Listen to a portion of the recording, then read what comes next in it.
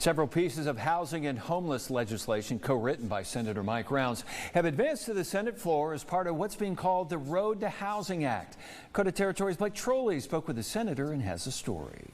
4 bills Senator Rounds worked on were included in the act. The act aims to boost housing supply, improve housing affordability, and increase oversight of federal regulators and housing programs. During an interview with KOTA Territory News, Rounds touched on bipartisan legislation that was included in the act. The legislation aims to ease the federal environmental review process for certain HUD-funded projects, for converting vacant office space into housing, and for building more housing on underutilized or vacant land.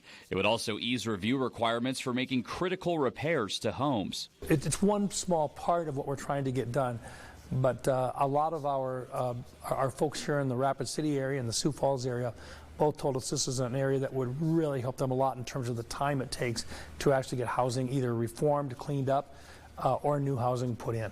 According to Rounds, 18% of people in South Dakota spend over half their income on housing. Part of that's just because we don't have enough housing, and the housing that we do have is in many cases substandard. So when we go to actually rebuild it or to clean it up, the environmental regulatory stuff basically adds additional costs to it. Other legislation co-written by Rounds included in the act aims to enable local communities to better respond to homelessness.